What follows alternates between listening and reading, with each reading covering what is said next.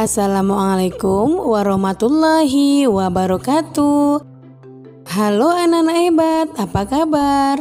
Bertemu kembali dengan channel Ibu Amelia Madonna. Baiklah, sebelum memulai pembelajaran, mari kita berdoa dulu menurut agama dan kepercayaan kita masing-masing.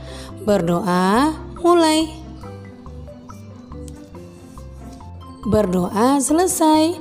Anak-anak ibu, untuk menjaga kesehatan, kamu jangan lupa menerapkan 4M. Yang pertama, memakai masker.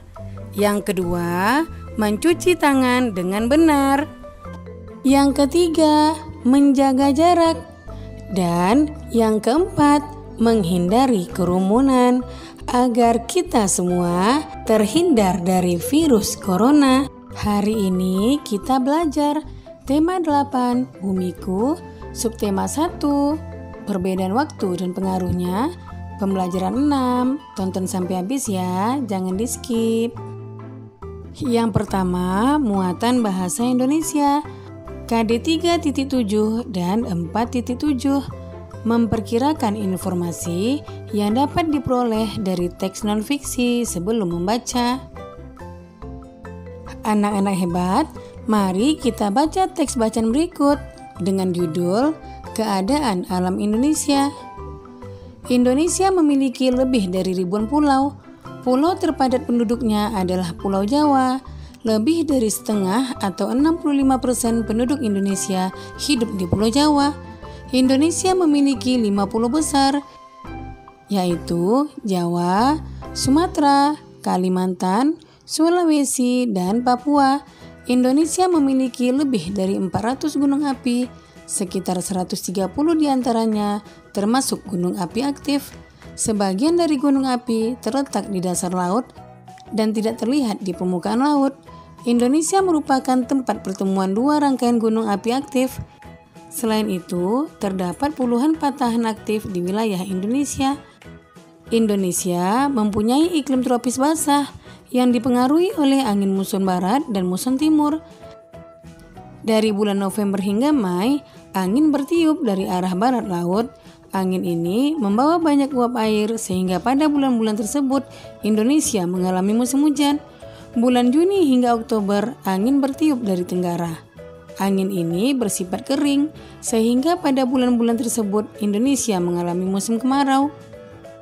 Suhu udara di dataran rendah Indonesia berkisar antara 23 derajat Celcius sampai 28 derajat Celcius sepanjang tahun. Namun, suhu juga sangat bervariasi. Rata-rata mendekati 40 derajat Celcius pada musim kemarau di Lembah Palu, Sulawesi, dan di Pulau Timor. Suhu di bawah 0 derajat Celcius di Pegunungan Jayawijaya, Papua. Terdapat salju abadi di puncak-puncak pegunungan di Papua seperti Puncak Trikora dan Puncak Jaya. Curah hujan di Indonesia rata-rata 1.600 mm setahun. Daerah dengan curah hujan rata-rata tinggi sepanjang tahun adalah Aceh, Sumatera Barat, Sumatera Utara, Riau, Jambi, Bengkulu, sebagian Jawa Barat, Kalimantan Barat, Sulawesi Utara, Maluku Utara, dan Delta Memberamo di Papua. Karangan non-fiksi. Karangan non-fiksi ialah karangan yang dibuat berdasarkan fakta, realita, atau peristiwa yang benar-benar terjadi. Tulisan non-fiksi biasanya berbentuk tulisan ilmiah dan ilmiah populer, laporan, artikel, fitur, skripsi, tesis, disertasi, makalah, dan sebagainya. Perbedaan antara fiksi dan non-fiksi terletak pada masalah faktual atau tidak, imajiner atau tidak. Perbedaan antara keduanya sama sekali tidak ada hubungannya dengan gaya bahasa atau apapun selain masalah fakta atau khayalan. Non-fiksi dibagi menjadi dua, yaitu yang pertama, non-fiksi murni berisi pengembangan berdasarkan data-data yang autentik. Yang kedua, non-fiksi kreatif berasal dari data autentik, kemudian dikembangkan sesuai imajinasi penulisnya, yang pada umumnya dalam bentuk novel, puisi, prosa. Dari teks non-fiksi berjudul Keadaan Alam Indonesia, Sajikan informasi penting yang kamu temukan dalam format berikut. Nah, contoh jawabannya adalah sebagai berikut. Keadaan alam Indonesia. Nama, kondisi umum alam Indonesia. Indonesia memiliki ribuan pulau. Indonesia memiliki iklim tropis basah. Memiliki 2 musim yaitu penghujan dan kemarau. Ciri pertama, curah hujan di Indonesia rata-rata sampai 1.600 mm per tahun. Memiliki 400 gunung api dengan 130 diantaranya termasuk gunung api aktif. Ciri kedua, Indonesia merupakan tempat pertemuan 2 rangkaian gunung api aktif dan puluhan patahan aktif. Ciri ketiga, terdapat salju abadi di puncak pegunungan di Papua. Yang kedua, muatan PPKN. KD 3.2 dan 4.2 menganalisis pelaksanaan kewajiban, hak, dan tanggung jawab sebagai warga negara beserta dampaknya dalam kehidupan sehari-hari. Tapi sebelum kita lanjutkan, jangan lupa kamu tekan tombol like, comment, share, and subscribe ya. Juga tekan tombol lonceng notifikasinya agar kamu tidak ketinggalan video-video pembelajaran terbaru dari channel Ibu Amelia Madonna berikutnya. Terima kasih. Ayo mengamati. Indonesia termasuk negara dengan curah hujan cukup tinggi. Pada musim hujan, beberapa daerah mengalami bencana banjir. Bacalah artikel tentang banjir berikut ini. Di Jakarta, banjir sudah menjadi peristiwa biasa. Pertama kali banjir di Jakarta terdokumentasikan pada tahun 1699. Banjir sudah terjadi di Jakarta sejak zaman kolonial. Ada hal penting terkait banjir yang harus kita ketahui, yaitu sumbatan saluran air. Sumbatan terjadi karena Jakarta mengalami banjir. Di kota ini, banjir tidak hanya berisi air, namun terdiri dari banyak sampah. Banyak orang yang menganggap air merupakan suatu elemen penyebab polusi. Sebenarnya, sampahnya yang menyebabkan air terkena polusi. Ketika terdapat banyak sampah di sepanjang sungai, tidak ada ruang lagi bagi air untuk mengalir karena terhambat oleh sampah tersebut. Tak pelak lagi, air pun meluap dan terjadilah banjir. Air dan sampah bercampur dan mengalir di sepanjang jalan-jalan yang biasa kita lewati.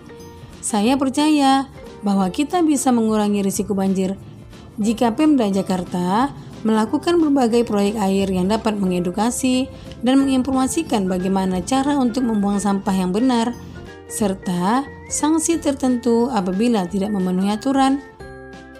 Tutur Chandrian Atiat, seorang ahli arkeologi dan pelestari Kota Tua Jakarta. Nah, anak-anak hebat, analisislah informasi yang disajikan di artikel tersebut. Identifikasilah kewajiban yang tidak ditunaikan oleh masyarakat. Jelaskan apa akibat dari kelalaian tersebut. Nah, contoh jawabannya adalah kewajiban menjaga kebersihan lingkungan. Akibat kewajiban tidak ditunaikan adalah lingkungan menjadi kotor, penuh dengan sampah. Sebagai anggota masyarakat, kita wajib untuk menjaga kebersihan dan kesehatan lingkungan. Kewajiban yang kita miliki sebagai anggota masyarakat dalam menjaga kebersihan dan kesehatan lingkungan adalah yang pertama, melaksanakan kegiatan 3M, yaitu menutup, menguras, dan mengubur dalam mengurangi dampak penyakit. Yang kedua, membuang sampah di tempat yang telah disediakan. Yang ketiga, mengurangi sampah dengan menjalankan program daur ulang. Ayo berlatih.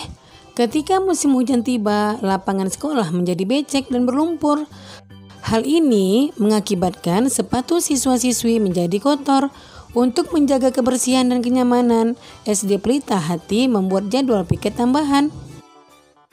Nah, kewajiban petugas piket antara lain memantau dan meletakkan sepatu pada lemari sepatu atau tempat yang telah disediakan. Yang kedua, membersihkan teras sekolah yang kotor. Yang ketiga, mengepel lantai yang kotor. Dan yang keempat, membersihkan halaman atau taman di sekitar kelas. Masih banyak loh contoh lainnya. Kamu sudah mengidentifikasi kewajibanmu dalam menjaga kebersihan rumah, sekolah, dan lingkungan. Nah, tuliskan kembali kewajibanmu dalam menjaga kebersihan dan kesehatan lingkungan rumah, sekolah, dan masyarakat. Contoh jawabannya adalah sebagai berikut.